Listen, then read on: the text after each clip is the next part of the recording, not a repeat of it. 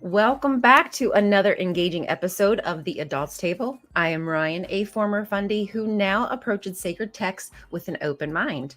And I'm Rabbi Mike, and I'm ready to ask those thoughtful questions along with you and hopefully maybe answer a few. And unfortunately, I think my headphones just cut out. Sorry about that, you guys. I can hear you just fine.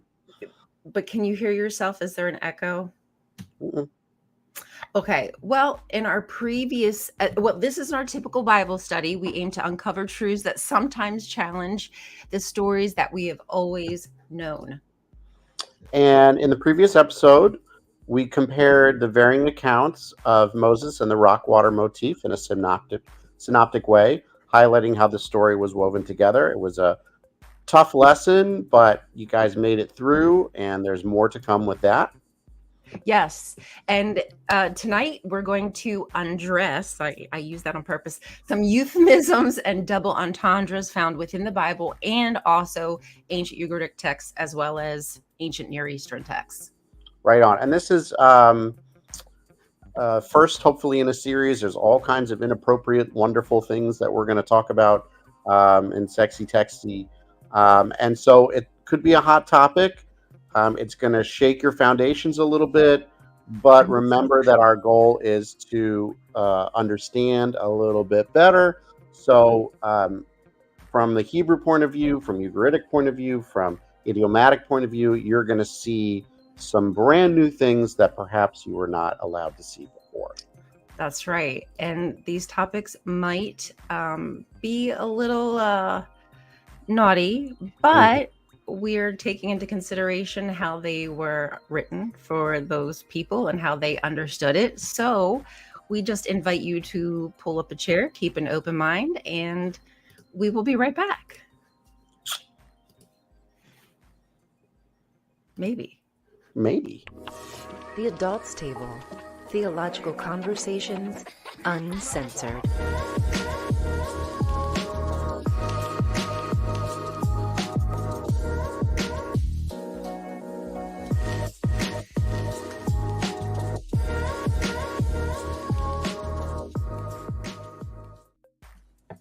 Welcome back to our 6th episode of the Adults Table, where we did it. We've got 6 episodes. They said it wouldn't last.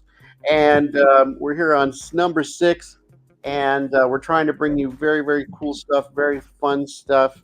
Hopefully, this will be one of those episodes as well. Please subscribe. Tell your friends to subscribe and join us for some learning.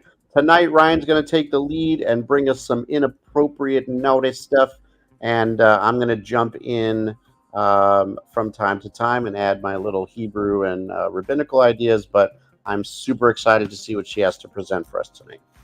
So do you think I should say strap in or strap on? I'm not sure what whatever how about this? Whatever your preference is, as long as you come with an open mind to get a new understanding. This is a no judgment zone. So we decided to go over this ancient poem, and it is called Shahar and Shalim, the Gracious Gods. We are going to see El in a completely new way. I think that some of you might be shocked, but maybe even pleasantly surprised just to see a different side of a very powerful high god. But that's kind of very traditional of how these ancient divine characters would be portrayed. So it's not unusual to have a body, right? That's right. That's true. And what Ryan's going to present to us is this Ugaritic text. There's Canaanite stuff, even the words, right? Shahar and Shalim. Remember that the Israelites took that god of the name and Shahar and made that word dawn, which goes with Shahar and Shalim. So remember that these things aren't made out of a vacuum. And we're seeing huge amounts of Near Eastern literature. So you will start to recognize some words or some names from this poetry. Yeah, and I hope that maybe the more that I go through the different pantheon of gods, that these names will kind of just start to be more understood by them, just like it took me a long time to know who each individual god. I'm going to say the name regardless if you know who it is. Over time, maybe after a year of this shenanigans, you'll actually start to pick up who they are. So tonight, Shahar and Shalim are considered dusk and dawn. El is going to have relations with two different goddesses.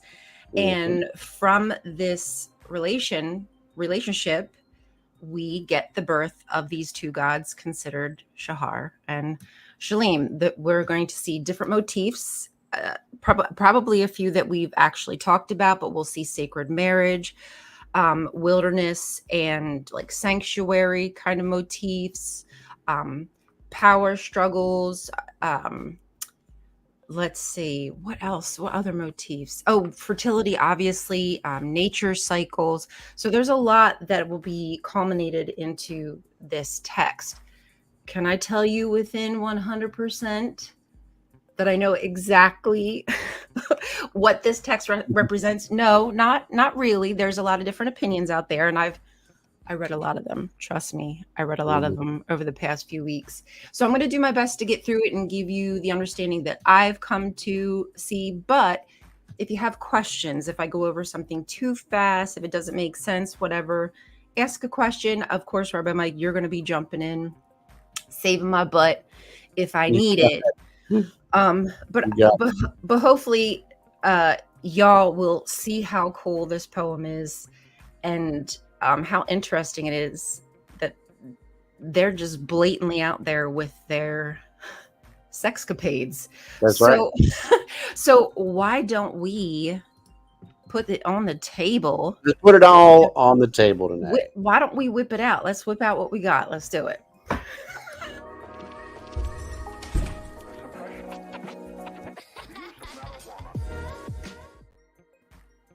Hello. So one thing I want to lay the foundations with before Ryan brings on awesome foundations in is the reminder that the later ideas of the Israelite God, whether that be El or Yahweh or the combination of Elohim, how it came to be, is the idea that God is incorporeal, without form, omnipresent, that sort of thing. But this was not always so. And so one of the tactics of the later redactors and monotheistic school was to try to incorporate or impress upon these texts for the real anthropomorphization of El and Yahweh to be metaphorical, to go with this sort of incorporeal idea. But that is much later views. Just like the Near Eastern gods of the pantheon, of Atrahasis, of Gilgamesh, of Ugaritic, of Canaanite, Hittite, they are all anthropomorphized. They have faces, they have bodies, and they have genitals. And just like the Greek gods, they have sex and they have kids, and it's very anthropomorphized. So we want you guys to just push away that ideas of incorporeality, of no form, and God is everywhere. That's very late thinking. The ancient Near Eastern idea, including Israelite religion, is very anthropomorphization. And so throughout the poem and the ideas that we're going to talk about, keep that in mind, that this is not metaphor. What they're writing about is who they saw their God, the God El, and who the children, Shahar and Shalim, and all that sort of stuff, are real embodiments of what they would think they are. And exactly, that's, I think, a really important thing. So hit us with some sexual poetry. Let us know how Shahar and Shalim were made into the children of El, the old godly fashion way. Right. Instead of just like what we got with Jesus. Yeah. El was really whipping it out. Like literally, you're gonna find this out.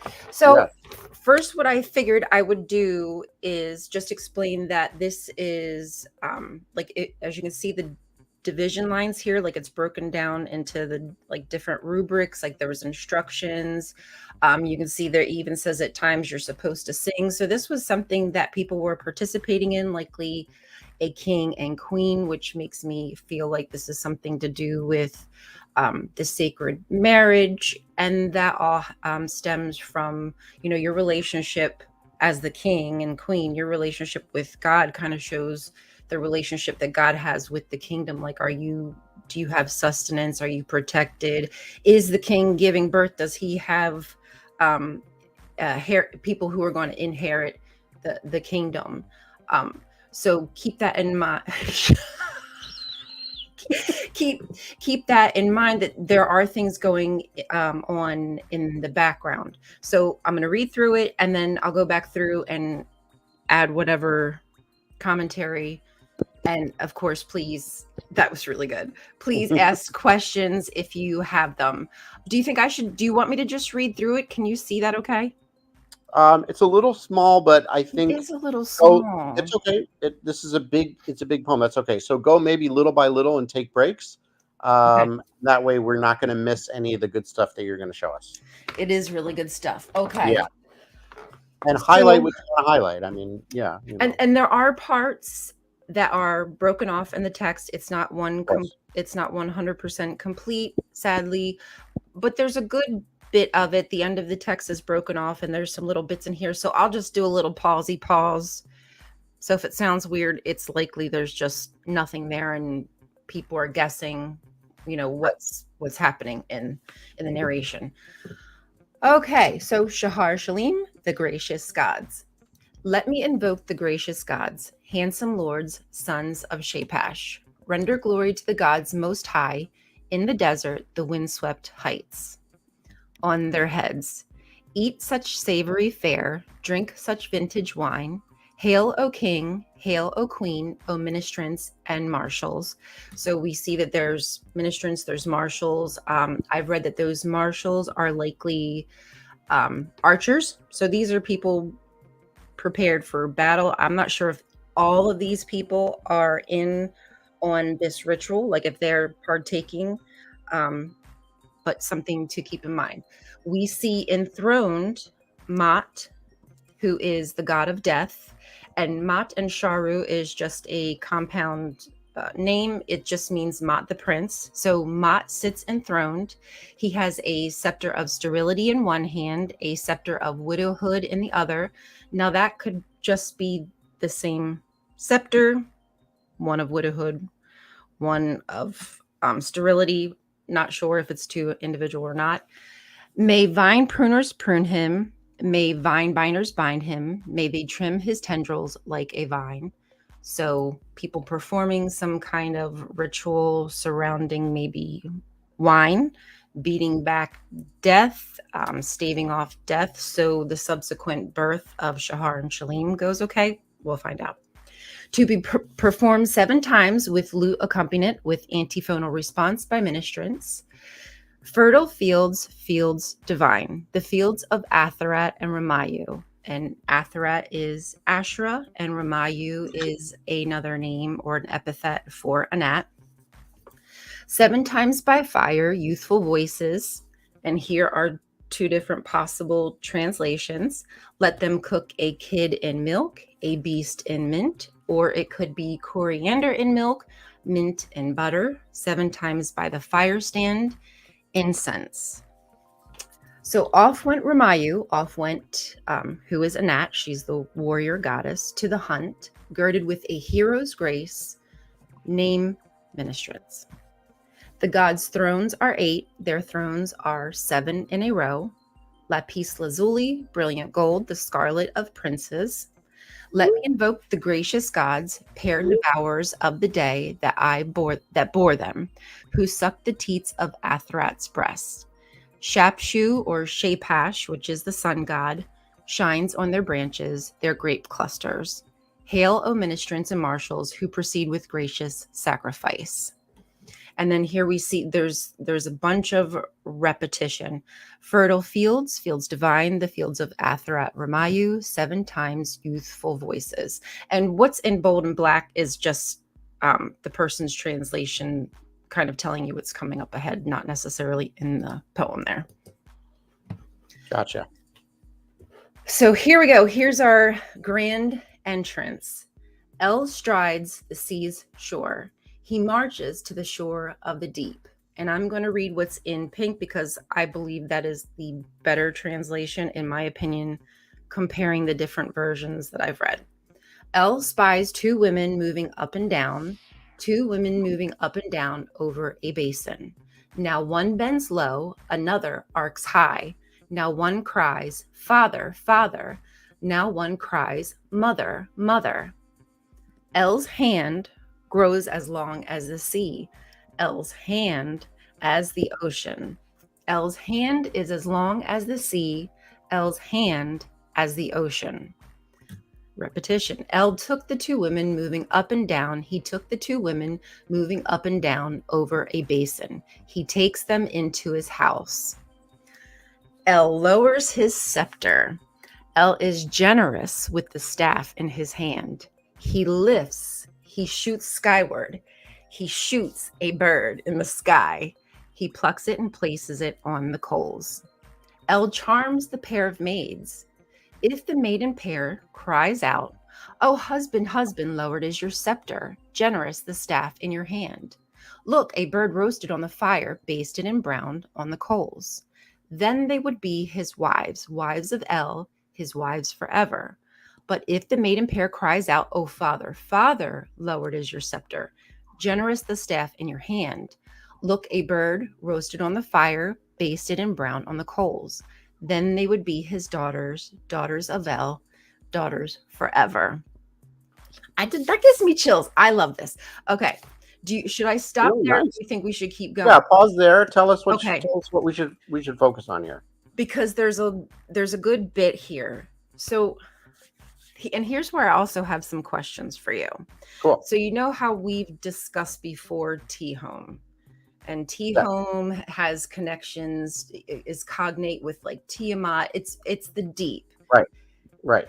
And here again, we see El striding the seashore. He marches to the shore of the deep. I wonder if this is again some kind of recollection or a memory of subduing the deep, something that a creator God does or the most powerful God does.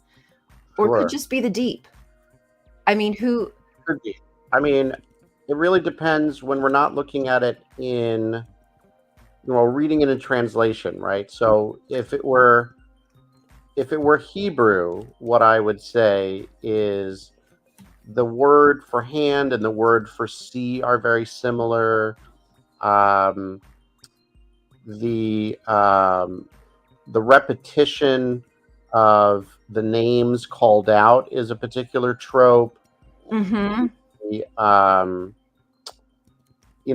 I'd remind our audience that that met is the word for death in Hebrew, coming straight from Mat, right? Right.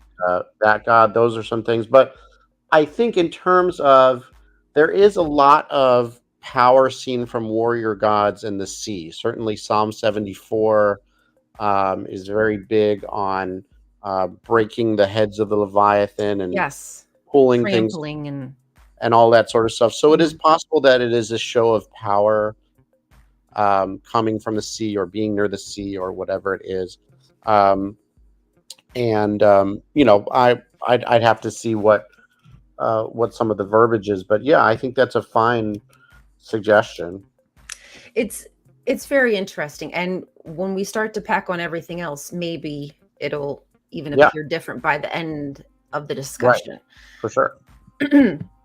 Okay, so it looks as possible that when El is walking along the shore, he spies two goddesses. Again, this is Asherah and Anat, a fertility goddess and a war goddess. Does that mean anything? I can't tell you that. But I feel as though when El sees the women, he's turned on. Yes. He's moved. He sees them performing possibly their duties. Maybe they're drawing water. Maybe they're possibly even performing the ritual that we saw before with the 7 times by the fire. Like, we don't necessarily know what they're doing. The likelihood that they're still calling out to their mother and their father is that they're, younger, and they're ready for Right. the Right. business. Yeah. So El kind of gives them this test, you could say. El whips it out and he does his thing. He shoots the bird. There's could even be sexual innuendo with the penetration of the bird. He has his staff in his hand. The staff is as long as the sea. He brings them in. He shows them what he's working with. And Right. if they realize what he's working with and sees them as a provider, like as a father, then they are to say, "Oh, thanks, Dad. That was awesome." But Right. if they pick up what he's putting down, like he's Right. showing off for them, then they will be his wives. And we'll read further. They make a decision, and we'll get to see what the decision is that they make. Yeah. Okay. So so let's see what the maidens choose. Lo, the maiden pairs cry out, "O husband, husband, lowered is your scepter, generous the staff in your hand. Look, a bird roasted on the fire, basted and browned on the coals. The pair became his wives, wives of El forever." So we see they understood what El was trying to say and decided that they wanted some of that. And we'll continue along. He bows down to kiss their lips. Ah, their lips are sweet, sweet as succulent fruit. In kissing conception, in embracing pregnant heat, the two travail and give birth to the gods, dusk and dawn. So I'm actually going to stop there, just because there's a possibility that there's a lot of euphemisms being used here from the familiarity that I've gotten with how lips are portrayed, not even just in Ugaritic texts, but also in biblical texts. Right.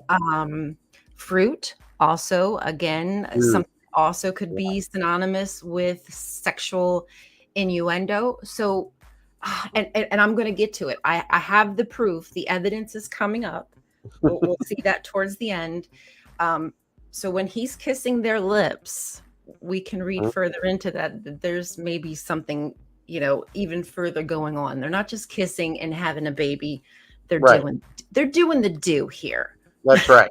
And listen, this is what happens with the gods. I mean, they get down and dirty and they do all kinds of stuff. That's right. So I love this kind of poetry that goes into these sort of keeping the reader sort of. I mean, it's poetry. It's poetic. It leaves it to the reader to be like, does this mean something else? Usually, yes. We'll keep the purity culture out of there and think of this as just great poetry in terms of, what does that mean? Which lips? And all kinds of other stuff. What's his scepter like, and what does it mean to shoot upwards, and let me know all this other stuff. I mean, it's even in translation, right? We are seeing fairly raunchy idiomatic expressions. We're not just necessarily talking undertones. I mean, there's some overtones right here. It's right in our faces. Right. Okay. So word is brought to El. We have the announcement here. Word is brought to El. Paired wives of El have given birth. What did they bear? A pair is born, dawn and dusk. Raise an offering to the Lady Sun, thanks to the immovable stars.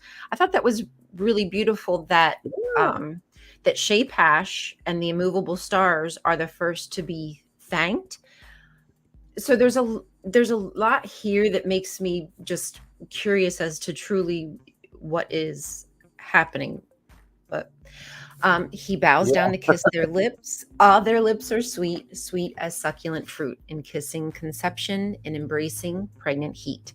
They recite again 5 more times. The assembly sings.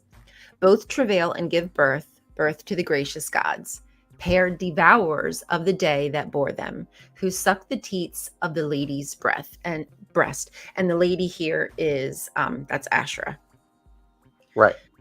And they repeat again, word is brought to El, paired wives of El have given birth. What did they bear? The gracious gods, paired devourers of the day that bore them, who sucked the teats of the ladies' breasts. Right. Well, that's repetition. Yeah. Yeah. So it's actually helpful, simply because if part of a text is broken off, there's a likelihood that because of that repetition, you can almost fill in the gaps. So in some ways, it's quite helpful. But just sad that the texts are even broken. I'd love to know what they fully say. So let's continue on. So now we get a description of these newborn gods. One lip to earth, the other to sky. Then enter their mouths birds of the sky, fish of the sea, rushing to eat, bite by bite, gorging their mouths left and right. But even so, not sated.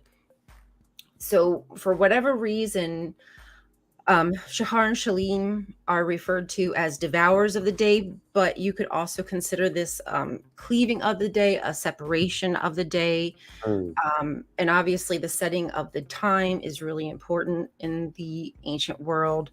So this could also just be a representation of El setting the division of a time. But who knows? I could just be I knew that was I could just be making that up. No, I think that there's plenty of examples to show, one, the division between dawn and dusk in biblical writing, setting the time. All of this is very Genesis-y. So it is Genesis-y. Yes. And I think part of the problem that I've realized is that I use the Bible as a measuring stick by which to understand other ancient literature. And, if you're thinking of a creation text or something, you're almost looking at the Bible. Well, the Bible literally just spells it out. I made a day, I made the sun, I made the... Right. But that doesn't necessarily mean that's how other create. So could this be some resemblance of a creation text? Possible. No clue. But that could be something reminiscent here as to what El's doing. Oh my God, these are not going to stay. So I think that's fine. I also think it's important to remember that the Bible came late, and so I think you might do it backwards in terms of using the Bible as what could have come from this, and saying, what do I see in this that perhaps the Genesis authors took from? That's an excellent point. If you turn it around, I think you'll find yourself more productive. Like reverse engineering of sorts. Mm-hmm. I love that. Thank you for that. See, that's why I just love talking to you, because you're going to give me those little tidbits, because sometimes I'm just there's just so much to learn. I'm so in the weeds. I'm trying to make sense of it, heads or tails, but I just know I'm fascinated by it. Okay. So what I wanted to point out here, which I thought was really cool, is this left and right. I love the fact that this double fisting has just been around since ancient times, and I'm not I'm not talking about double fisting. I'm really just talking about the fact left and right. I've seen it in the Bible, I've seen it in other texts. Why I thought it was interesting, I don't know, but just the fact that they were insatiable. And hey, I get in it sometimes. I don't breathe when I eat, so I understand that. Exactly. I understand that feeling. No, I mean, I think there's a primal aspect to it of just, we're not talking about, these are new gods, right? And so they're not going to be any formality of, eating whatever it is. I think they're just hungry babies. And so the natural aspect of that, I think, is really fine to remind ourselves of, that they're babies and they're hungry, and that's it. Right. Very cool. No better. They're just whatever's coming in their mouth. Whatever's there, they go. Exactly. Feed me. Okay, so here we're going to go back into some of the repetition. Oh, wives. Oh no, actually, I'm sorry. No, now we're moving on to another part. Oh, wives whom I wed. Oh, sons whom I sire. Raise an offering in the holy desert. There sojourn mid rock and brush. 7 years complete, 8 cycles full. The gracious gods roam the steppe. They hunt the desert fringe. They approach the guardian of the sown. They cry out to the guardian of the sown. O guardian, guardian, open. He opens a breach for them. They enter and say, if there is bread, then give us that we may eat. If there is wine, then give that we may drink. The guardian of the sown answers, there is bread for him who come. There is wine for him who enters. He approaches his flask of wine. His companions is full of wine. And sadly, that is where it trails off. Mm-hmm. So we're kind of left hanging. I have gotten the impression there are some people who think that the guardian is possibly El himself. Mm. And I think there's even actually, I think I wrote, where did I write them down? That there's similar references to Yahweh being like the guardian of the fields or something like that. I probably will come across it at some point in everything that I wrote down. I just have so many notes, but I wrote down all the scriptures that I could that would give like a reference to kind of show where this idea may have come from, which I think is an interesting idea, that these gods are sent off by El on some kind of journey. So two goddesses, it seems, are sent off with these children that Ashra is the one who is the wet nurse of. So they're sent off. So El sends them off into the wilderness. And this isn't necessarily like a banishment or anything like that. This could simply be a hardening test, to new gods. Like, okay, now you got to survive. You need to hunt because there's aspects of hunting brought up. And maybe it's just, proving that they are these powerful divine beings. I mean, I'm not really sure, but we have seen that wilderness theme before, and at the end of it, God is the one who brought you out. God is the one who protected you. He provided you with nourishment and food. And similarly, the garden of the sown, at the end of it, he's there to get them drunk and give them some bread. He's just gonna get them drunk. I'm sorry I sent you out there, but I had to make sure that you knew what you were doing. So you didn't die. Yeah. So I will. I'm jamming to your music, by the way. It sounds like the old hold music from like good, good businesses. Anyway,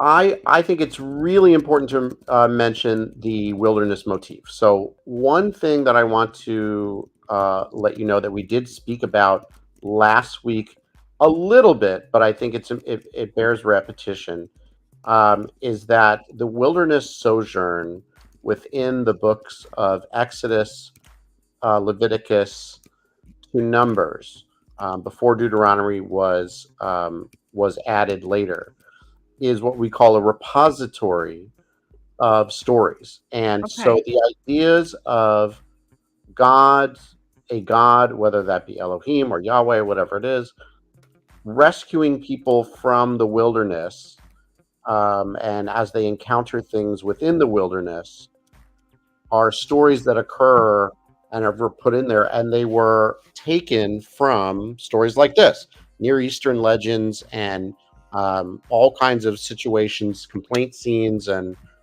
even the Exodus, right, of pulling people, the long arm of God, by the hand of God, all that sort of stuff. So I think it is what I would suggest, I think with some confidence, is that poems like this with the wilderness motif made their way into our wilderness sojourn, as we can see the rescuer God, the God who provides sustenance, manna, survival, all those sort of things we see in the repository of stories, when the authors basically had to fill 40 years worth of captivity. It's a lot. Told these stories of snakes and rebellions and complaints and all kinds of other stuff.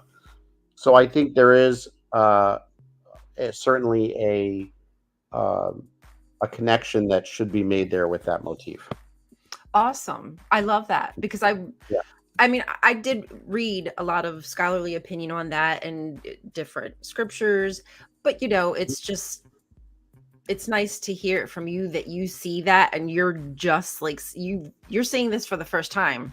I am. So Yes, and that's the fun part is I've never read this yeah. poem. I've heard of, obviously I've studied Ugaritic texts and their connections, but I let you. This is what's fun for me. I let you bring me this stuff, and my rabbi, Hebrew biblical scholar stuff lights up, and I'll just throw it out there and say, "Hey, this sounds familiar," or whatever it is. So yeah, Yeah. Hey there. Yes, you are absolutely old enough to be at this table. As long as divine phalluses do not bother you, you are safe. You're going to be A-okay.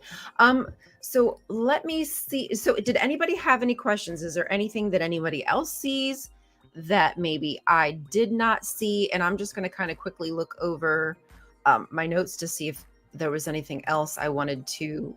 Oh, so I wanted to just go back. Unfortunately, I just screwed forward. I want to go to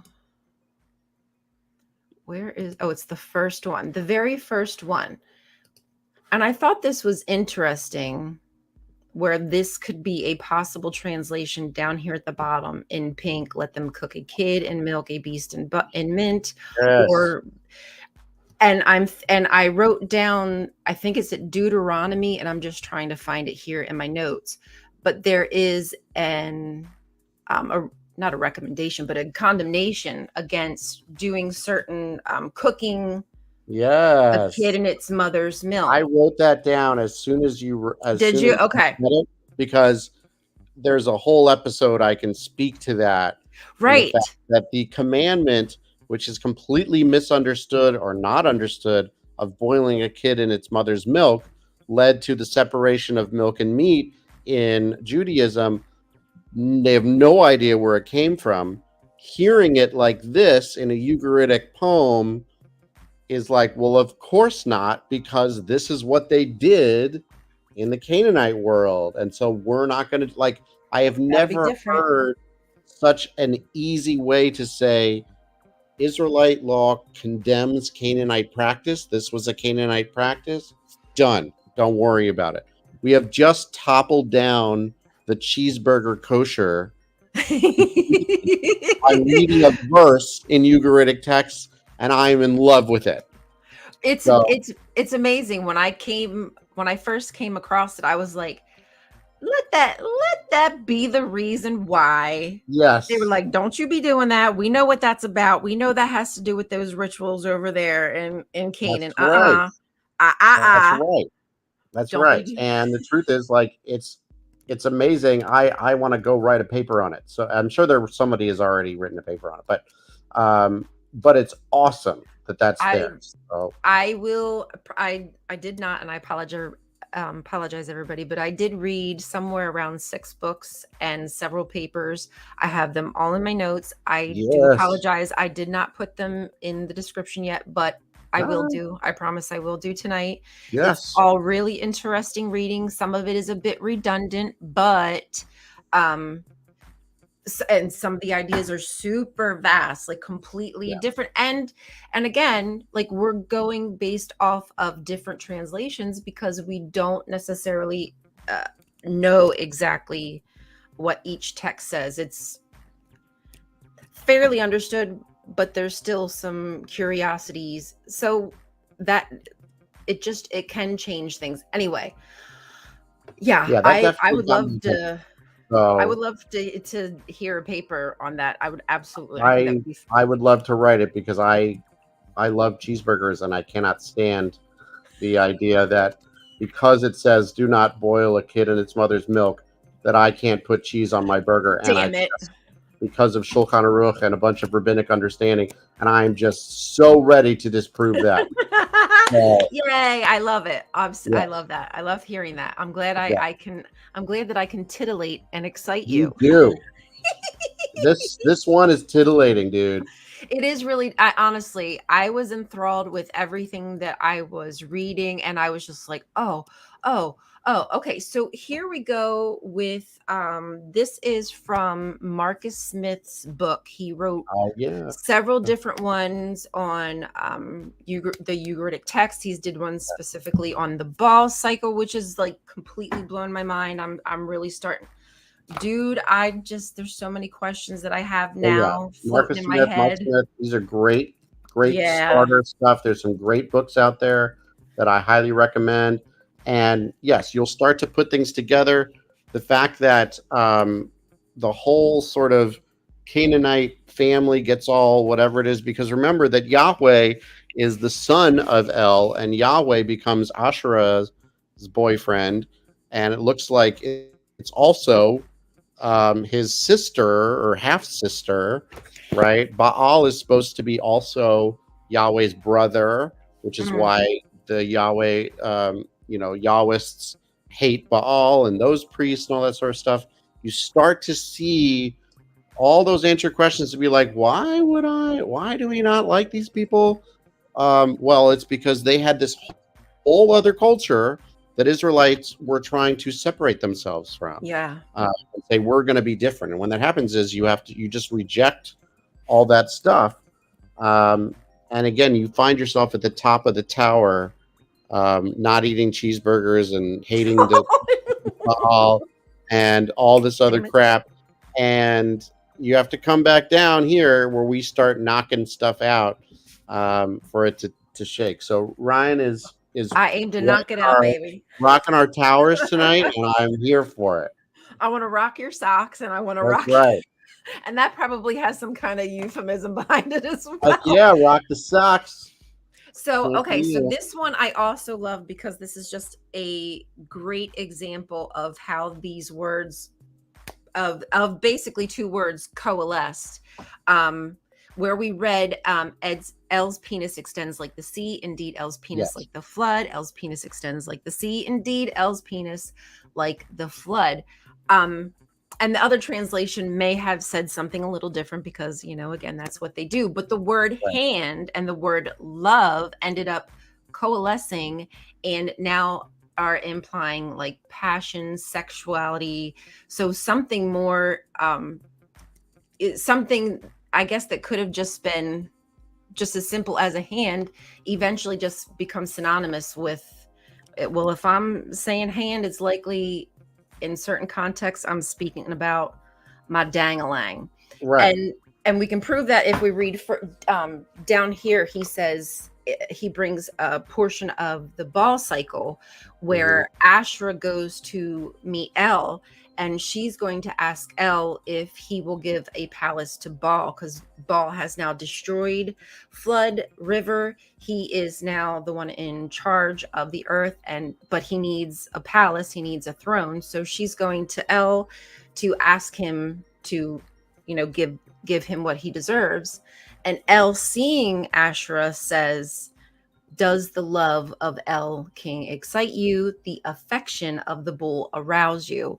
So we're just showing how love and arousal and this YD word, which is hand, are Right. now meaning this sexual desire.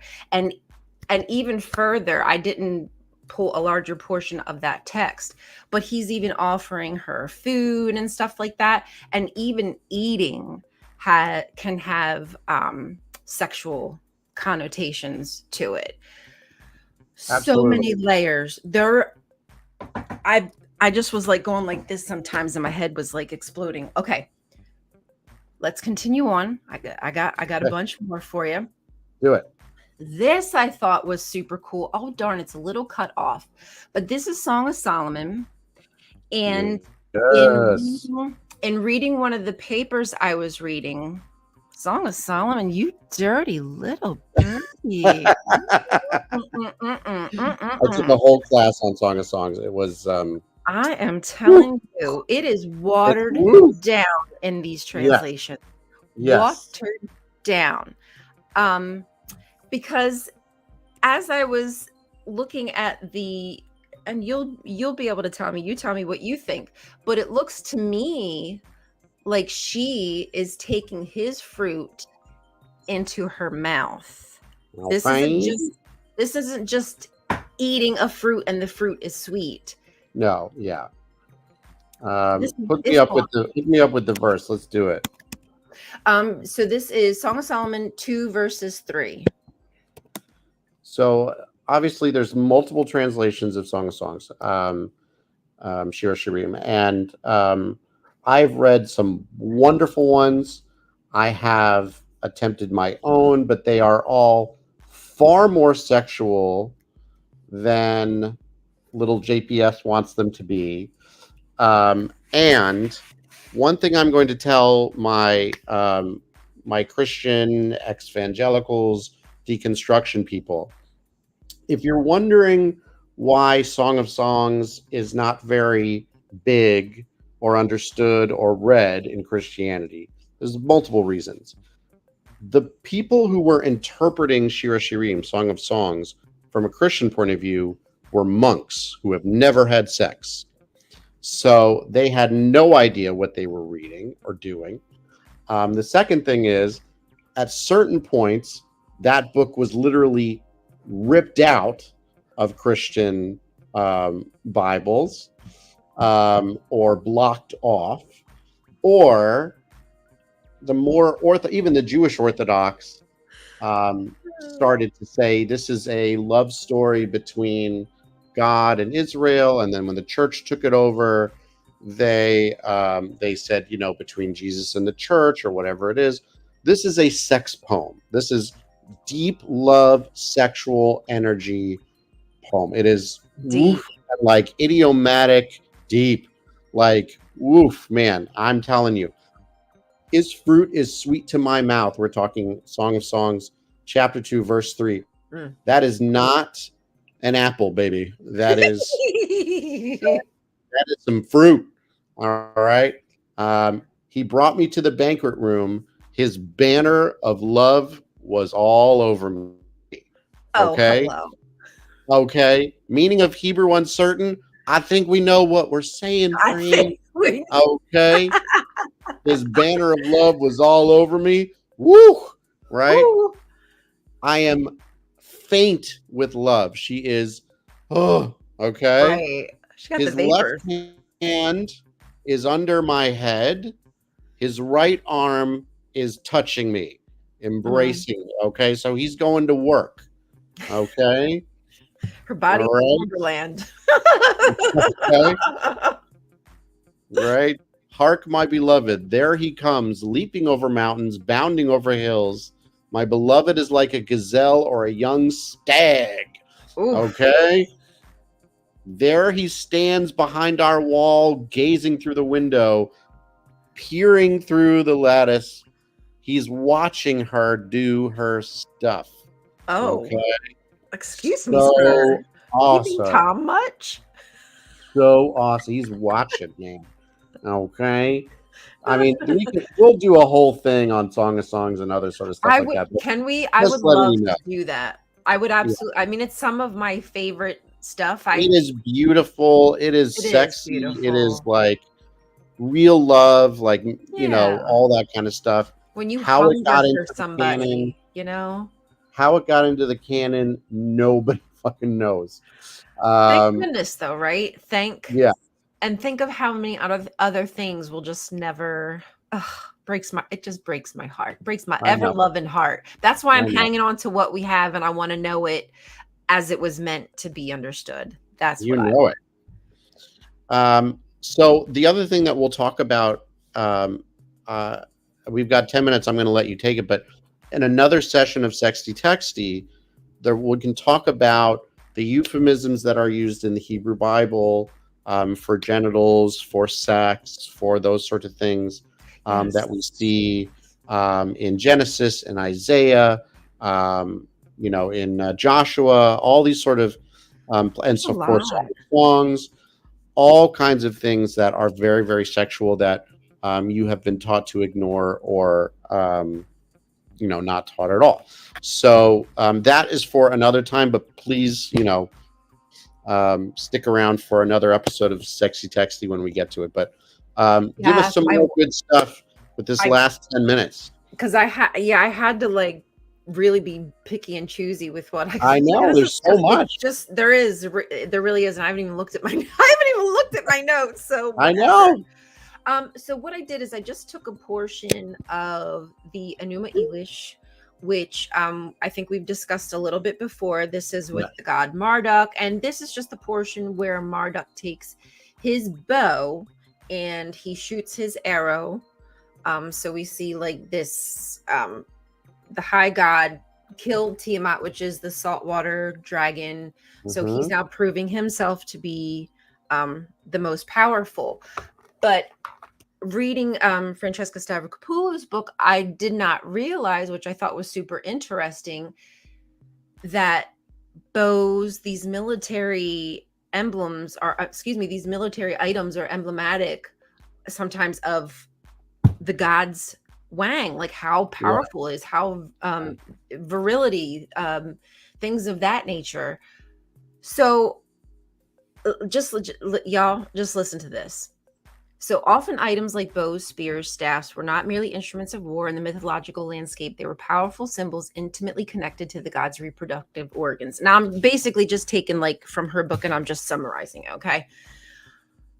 They are potent emblems of a god's virility and procreative force, a visual metaphor for a deity's phallus. This linkage between weaponry and sexuality served to emphasize the god's might, his creative power. And so he could, just like he could create, he could also take away with that bow. He can provide with that bow, but he can also take you down with that bow.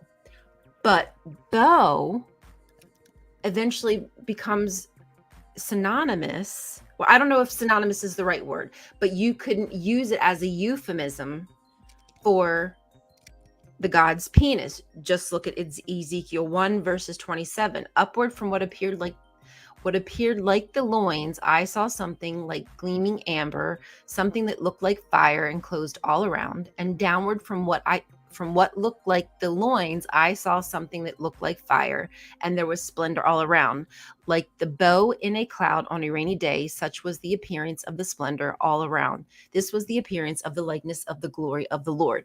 So here we again see something loins, right? But this is more than likely talking about God's multicolored dangling, gleaming. Like I'm thinking about like a big refracting, like lights coming off of. I mean, listen, multicolored coat. Get out of here. We got a multicolored penis. Forget Joseph's got nothing on the wing. He got nothing on Yahweh. So yes, I think that is, if you think about how God's genitals are spoken about in Greek mythology, that that story of Zeus and this human woman who says, he comes to her in human form and she says, no, I want you in your real form. And he's like, I'm going to kill you because it's a giant lightning bolt of Wang, and murders her. That is not new. That, that the gods' Wangs are far more radiant than than ours. So. Oh, that's so funny. That cracks me up. So I just thought that was super cool. And there were so many other instances of that. I just chose this one in particular. Cool. I have even more for you. Now, I thought, taking with what we've set into consideration, like I now am seeing this scripture and I'm going, shut your mouth. Did I just read this? Okay, so y'all, this is the way of an adulteress. Like, just straightforward. She eats and wipes her mouth and says, I done nothing wrong. I didn't eat that cake.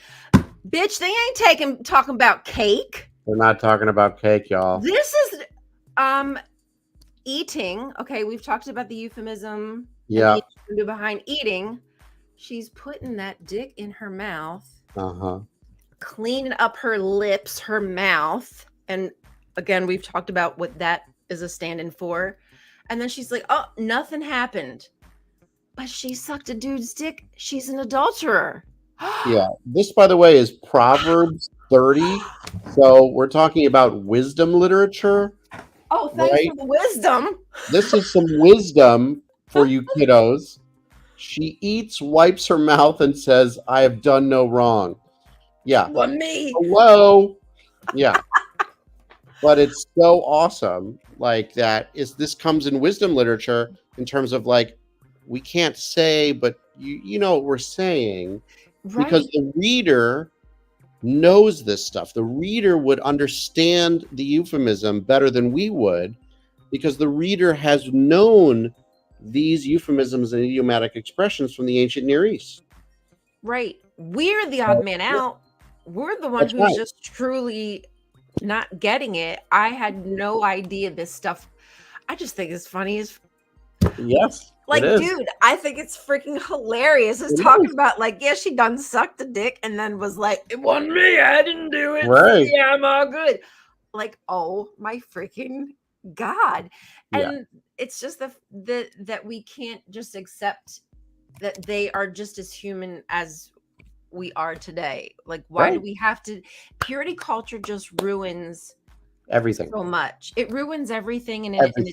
it's getting worse. It's just continuing to take us down a Yes. stupid like this. Okay, so this just quickly, not much left here, y'all. But I thought it would be interesting to take a look at what it was like. I don't know. This is what 4,000 years ago.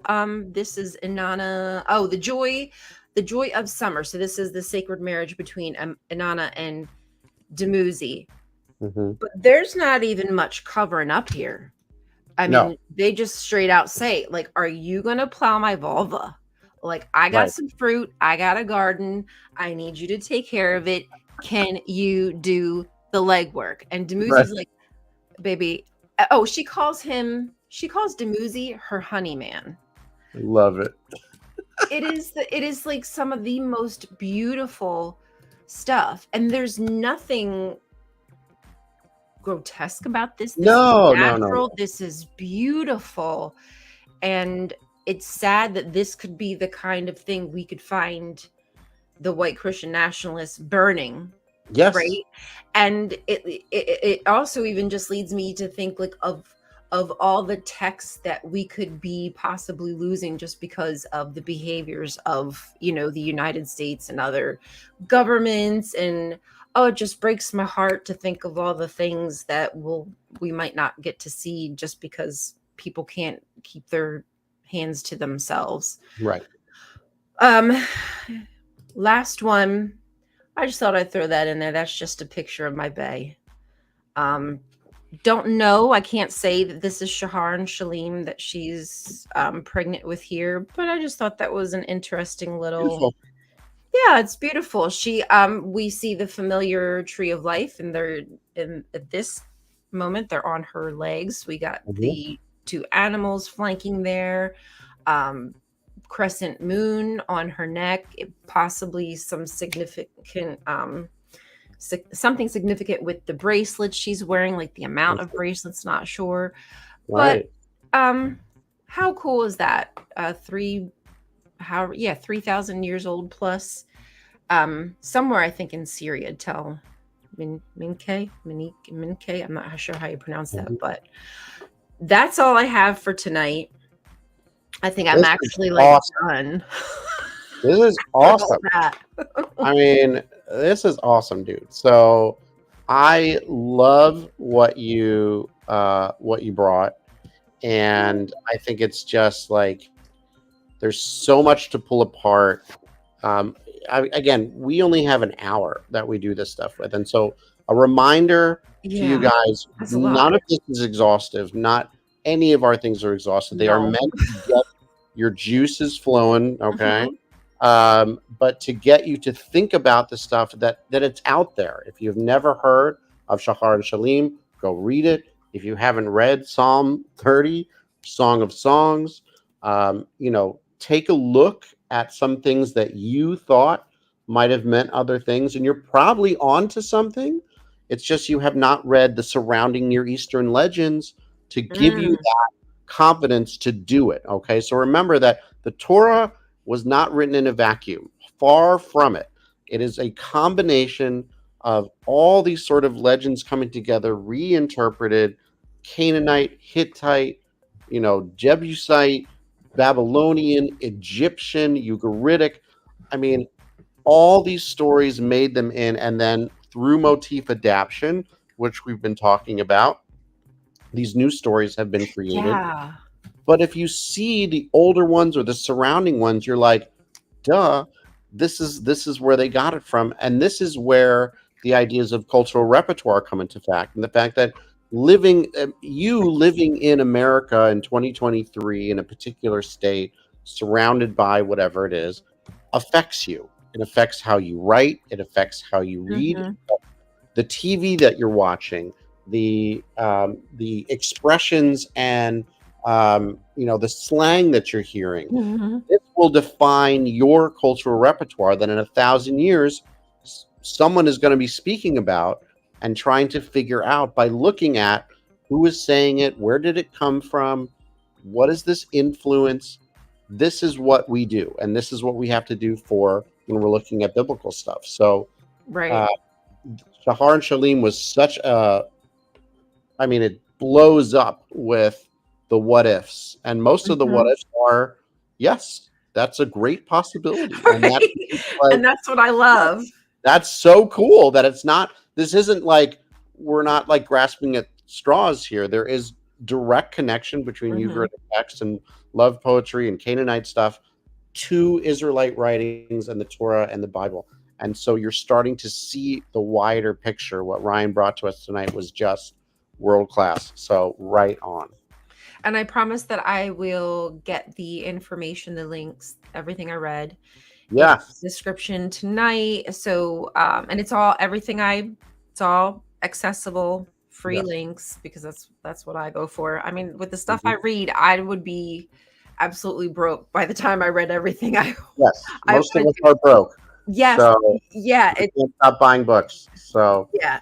And they're I love buying books. You have a book that I want to support and purchase. These are older books. They're harder to access at times. You can get them online for free, rent them for free. So why not? And make the information just that's our goal. Easier, right? Just easy accessible for you to reach.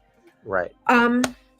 You all, I am so excited that I got to present that to you. I hope you all enjoyed it just as much as I did. I got such a kick, and I have more, y'all. I've got so much more out there that I just was like, oh my God, I can't go down that road tonight. We don't have time for it. But I'm hoping that in a subsequent show, we'll just get further into these. We're gonna do it. We're gonna do it. And of course, you guys, if there's any show that you particularly want to see, we're always open to suggestions as well. But always questions. We love answering questions. We just appreciate your support. Please don't forget to like and share. FYI, I will be on Deep Drinks podcast YouTube on the 3rd. So that is in 2 days. So Tuesday? Is that Tuesday? Yes. Mm-hmm. I will be on Deep Drinks podcast. And please come give me some supportsy. I'd appreciate it. And make sure you come back next week. Rabbi Mike, we taking the lead. Same bad time, same bad channel. And we will see you guys there. Tell your friends, join the adult table. Please do. Love you guys. Thank you so much for your participation. We'll see you next week. Bye. All right, Texty. See ya. Texty. Ooh, that dang-a-lang.